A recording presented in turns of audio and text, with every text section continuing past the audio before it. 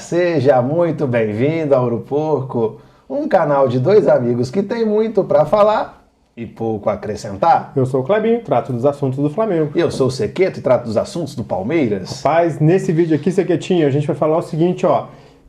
É o Ouro Porco, né? O Ouro Porco tá demais. Será que Flamengo e Palmeiras já podem ser considerados favoritos pelas pontuações que tem para ganhar o campeonato? Cruzeiro e Bragantino, hein, rapaz? Quem diria Cruzeiro e Bragantino? A gente vai falar deles aqui. Será que eles vão ter pulmão para se manter nessa pegada boa até o final do campeonato? E eu acho que a gente subestimou a galerinha, hein? Nossa! Atlético Mineiro e Internacional estão com um começo de campeonato bem esquisito e a gente vai falar disso aqui tudo para vocês. Palmeiras e Flamengo, né? Conseguimos mais uma vitória aí durante a semana, mas eu acho que a gente pode começar falando do Palmeiras hoje, Saquetinho. O que você acha? Podemos começar pelo Palmeiras, tivemos um choque rei. Rapaz, sempre recheado de história, né? Todo choque rei tem sido tenso, né? Eu já falei isso aqui, por exemplo, Palmeiras e Corinthians, tirando ali a final do Paulista, que acabou sendo tenso pelos contornos que o jogo tomou. Palmeiras e Corinthians têm sido até mais tranquilo do que Palmeiras e São Paulo. É claro, vocês só ganham. Vocês só ganham. São Paulo ainda machuca vocês aí. Mais ou menos. Perdemos ali o Super Mundial Paulista, né? Verdade. Para o Corinthians. É o Corinthians paulista, né? Então, E aí foi aquele jogo, cara, assim, todo mundo falou assim, a gente espera sempre de um clássico um bom jogo. Mas quem tem acompanhado Palmeiras e São Paulo sabe que os jogos têm sido de poucas chances, de pouco volume, né, com bastante tensão, e ontem não foi diferente. O Palmeiras domina as ações ofensivas, foi assim nos outros dois clássicos no ano. O São Paulo estaciona o ônibus ali na defesa, não deixa o Palmeiras entrar dentro da área muito bem, embora o Palmeiras tenha conseguido, mas não consegue finalizar, vai tudo para fora. E a gente viu um São Paulo, assim, exatamente o que você falou, bem fechadinho, tentou... Acho que chance boa, duas, né? Foi. Né? Uns chutes do Ferreirinha ali, depois aquela tabelinha com o Oscar. Né? O Everton fez o que se espera dele, né? O Everton muito seguro, começou o ano ali, a gente... Cornetando. Um clássico nosso, né? Cornetar goleiro. Mas o Everton segura, assim. Mas eu também acho que as finalizações foram em cima deles, mas ele fez o que tinha que fazer e conseguiu defender. São Paulo, muito empate. E agora uma derrota, né? Perdeu a invencibilidade. E o Palmeiras quebrando tabus, né? Tá sem perder de ninguém? Joga com o Palmeiras. Todo time ele está invicto até jogar com o Palmeiras. Quando joga, perde a invencibilidade. A gente vai ter que resolver algumas coisas. Umas rodadas pra frente. E assim, quando você olha o jogo, né, cara? Você olha as finalizações, o São Paulo tinha chutado mais no gol, né? No gol, do que o Palmeiras. O Palmeiras finalizou bem mais. E algumas finalizações ingratas, né? Teve uma que o Estevão vai cortando ali, que ele bate no contrapé do Rafael, que só fica olhando assim, e rezando. Se vier no gol, é gol. Tirou com o olho. Tira ali, vai na rente atrás, vai pra fora. Então o Palmeiras foi melhor mesmo. Acho que se havia um vencedor no jogo, tinha que ser o Palmeiras. Concordo. E aí é coroado, né, cara, com mais um gol de Tigrinho. O Tigrinho chegando no Palmeiras. O Clebinho falou, deu aquela cornetada quando ele fez o primeiro. Tá caro esse gol aí, né? Tá caro. Continua um pouco caro, mas eu avisei que seria um gol por jogo e desde então tem sido um gol por jogo. E assim, muito se falou do físico do Vitor Roque, né? Quando ele chegou, que ele tava gordinho, falei, cara, esse moleque é forte. Ele é forte pra caramba. E você viu que uma jogada ali no final do jogo, ele conseguindo brigar com o zagueiro, tendo força física pra finalizar, tal. E não vou falar um belo gol do Palmeiras, porque assim, a finalização foi aquele gol de rebote, tal, mas a jogada foi legal, né? Envolvendo a aí o Vitor Roque, igual você falou, ele briga, ele ganha no corpo, depois ele ganha na técnica, rola muito bem pro Felipe Andes, que bate bem. Rafael faz uma bela defesa, mas a zaga não acompanhou, né? Não acompanhou. E o Rafael ainda, ele tentou pular na finalização do Vitor Roque, a bola passou debaixo dele ali. Exatamente. E aí foi pro VAR, né, cara? Não, então, isso que eu ia falar, cara, que... Assim, o futebol tem da sua parte de humor, né? E o Palmeiras fez um gol pra dar uma bunda, né? Se o defensor ali treinasse menos glúteos, né, Clebinho?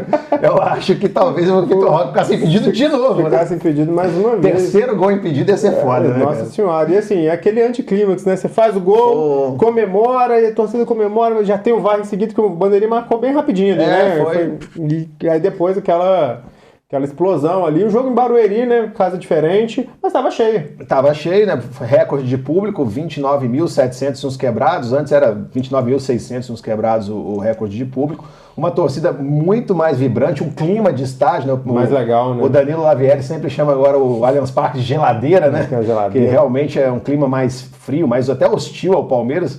E aí, em Barueri, o Palmeiras encontrou outro público. E agora, com ingressos a preços melhores, né? A torcida vai. A torcida vai. E vai um torcedor que, em geral, não consegue ver o Palmeiras no Allianz. E com essa vitória, o Palmeiras se consolida na frente do campeonato. Eu ali já comemorando que a gente ia fechar a rodadinha em primeiro. Mais um golzinho no final tira a liderança do Flamengo, que também jogou de casa cheia, Saquetinho. Não foi de casa vazia, não. Olha só, fazer preços melhores de ingresso dá resultado. Quem poderia imaginar, né? Aquele clima mais fervoroso. E o Flamengo derrota mais uma vez o Bahia. Que sina do Rogério Ceni, né, cara? O Rogério Ceni, 16 jogos contra o Flamengo, dirigindo diversos clubes, 16 derrotas. Ele nunca empatou com o Flamengo. Acho que por isso que ele queria tanto treinar o Flamengo, para não perder pro Flamengo. No final do jogo eles perguntaram como é que vai fazer pro Rogério quebrar esse tabu, né? Eu falei, não vai quebrar não, vai treinar o Flamengo de novo, para ver se ele para de perder. Às vezes se ele treinar o Flamengo, ele pede pro Flamengo reserva. Ele perde o jogo treino, né? O rachão. Perde o rachão. Perde o rachão. E o Flamengo fez um jogo estranho contra o Bahia. Mas também estava poupando ali já alguns jogadores para Libertadores, né? Sim, o Flamengo, claramente, o jogo de quinta-feira é o jogo mais importante até o momento aqui da temporada, né? Sim. Mas, lembrando, o Flamengo dá prioridade ao Campeonato Brasileiro. Então, assim, sim, poupou. Porém, é aquele misto quente do Flamengo, né? O time do Flamengo poupando é melhor do que a grande maioria, né, cara? Um misto quente ali, que foi suficiente para ganhar do Bahia.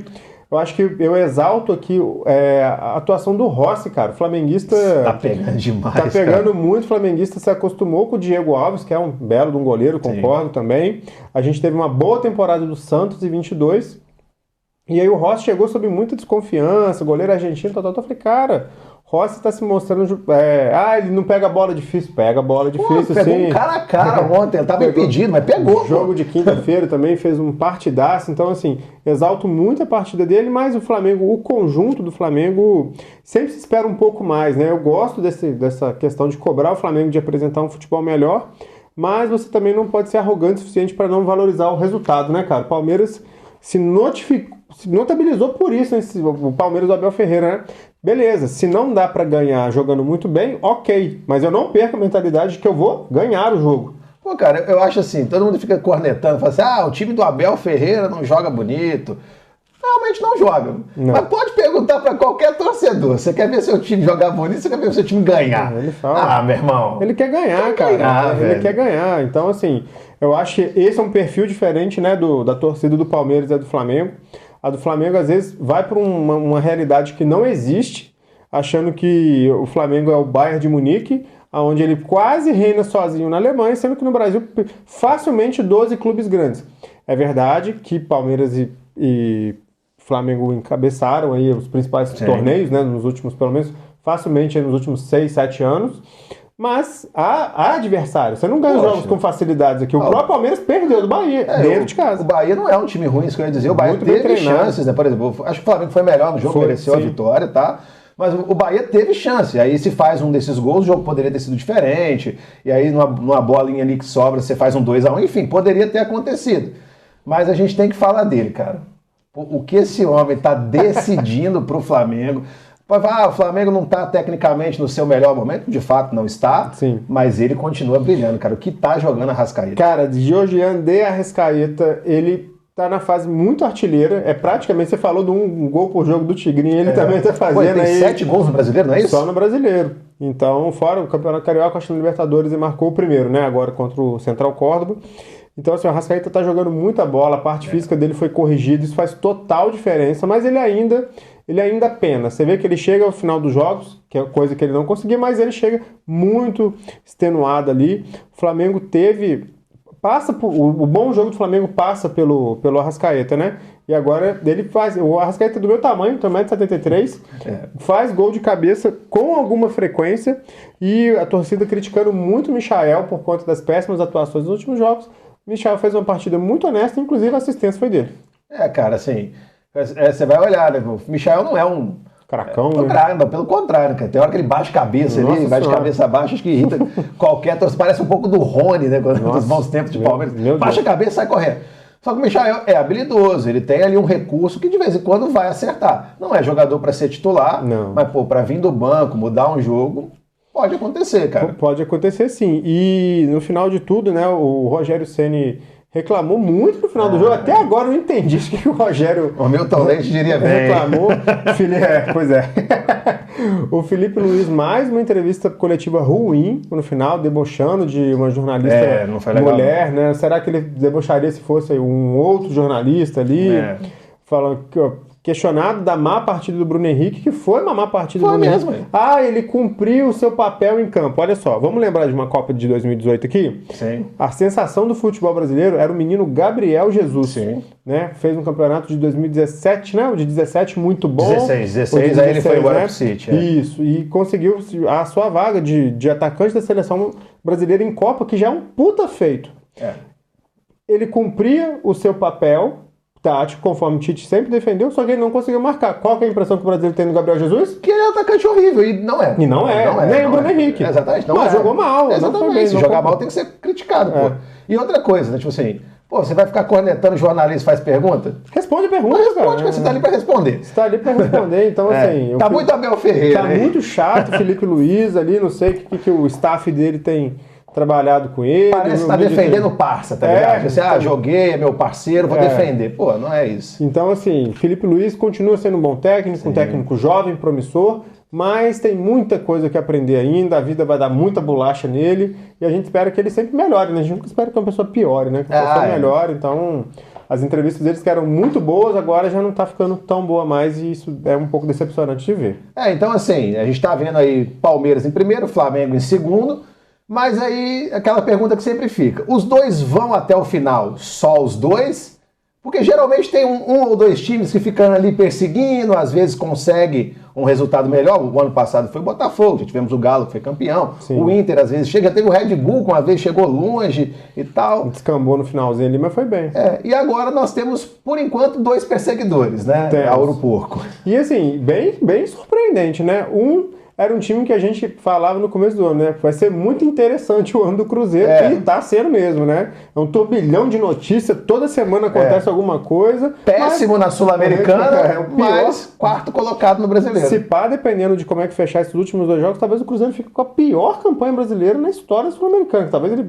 Parabéns, Cruzeiro! Parabéns, cabuloso! Mas o português chegou, o homem tá dando jeito, né? Tá dando jeito, e ali o Cruzeiro mostra uma evolução. Acho que o torcedor do Cruzeiro ele tá muito feliz, porque ele vê um problema ir embora pro rival. Claro! É um problema ali que vai embora, tipo assim, parece que é um cara ruim de grupo, não aceitou reserva no Palmeiras, não aceitou reserva no Cruzeiro.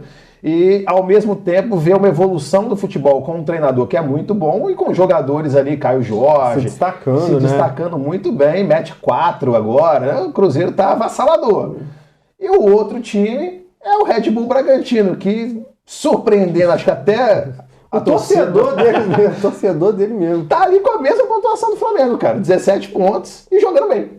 Jogando bem. Red Bull Bragantino, que você apontou ele até como candidato a rebaixamento, principalmente pelo final de ano deprimente que eles tiveram. O Paulista muito ruim. Complicado, mas você vê que não dá pra levar estadual a sério, né, cara? E futebol tem muito dessas coisas, né? Às vezes o grupo encaixa, o treinador tá certinho, o trabalho vai acontecendo e você vai ganhando os jogos que dá pra ganhar e de vez em quando você morde um que não dá pra ganhar, cara, você dá um salto na tabela muito grande, né? Se você for fazer um comparativo do que é o Red Bull Bragantino, por exemplo, com times que vieram da Série B ou então times que capengaram, compara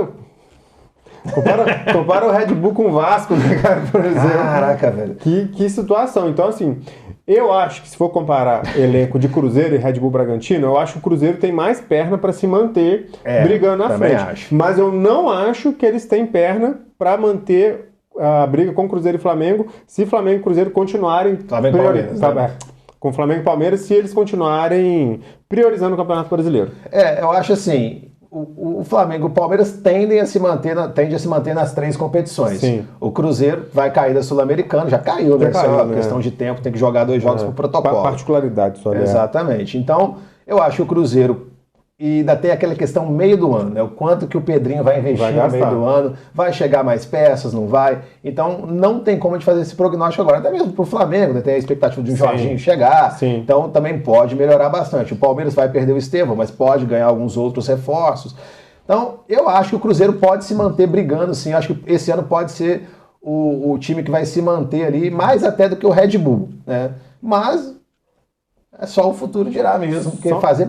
É muito ingrato fazer previsão, cara. Cara, então, é muito ingrato, mas é muito divertido, porque você quebra a cara. Aqui no Aeroporto a gente já é meio acostumado, nem dói mais. A gente erra tanto. Nem dói mais. Então, a gente no começo do ano, e até ali a rodada 3, 4, até jogar contra o Palmeiras, né? Um tal de Internacional de Porto Alegre mostrava ser uma força considerável aqui no futebol brasileiro. Colocando o Inter como favorito junto, né, cara? Fizeram uma estreia muito boa contra o Flamengo, saíram na frente, engrossaram o caldo pra cima do Flamengo ali. Alan Patrick voando. Voando, é o melhor meia do Brasil. Tem seleção. Seleção brasileira, tal. E tá jogando bem mesmo, tá? O Alan Patrick. Não, acho que o problema do Inter não passa pelo Alan Patrick, né? E fizeram um campeonato, ele começou bem, mas rapaz, já parece que a qualidade... Aconteceu alguma coisa.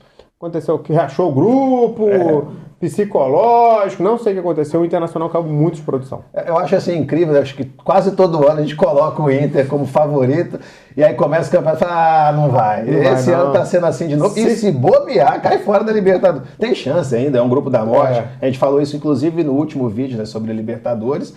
Mas eu acho que o Inter tá pagando pelo elenco mesmo. E a goleada de ontem passa pela importância do jogo da Libertadores, né? Exatamente, poupou contra o Botafogo, né? O Botafogo precisando se afirmar ali, o Botafogo se afirmou. Foi um monte de afirmação.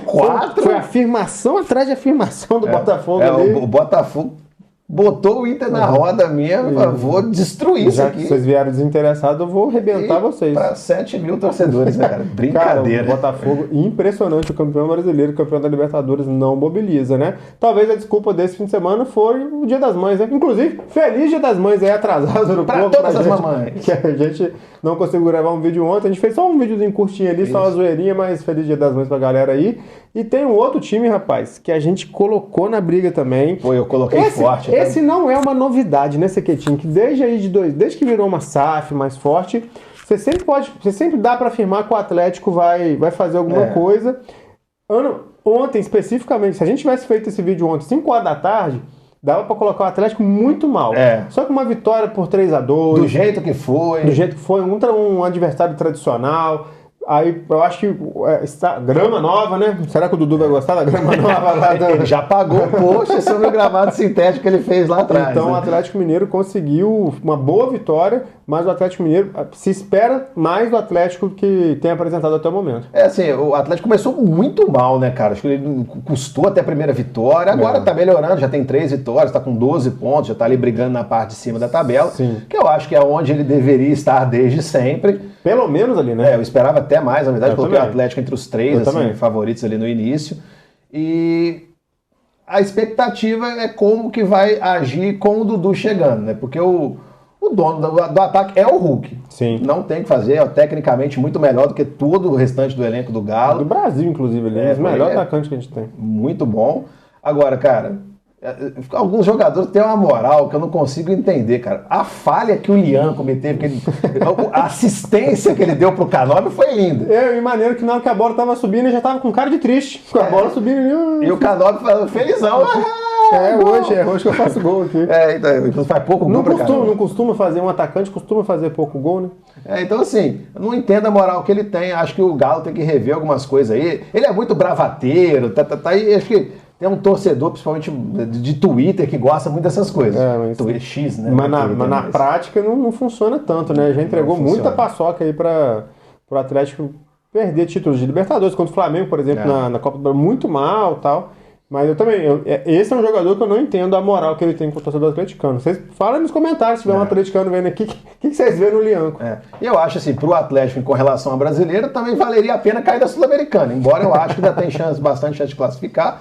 E se cai da Sul-Americana, e você foca só em 2 competições, pode ser que o Galo brigue ali mais na parte de cima, mas eu acho que para título já tem ficado bem complicado.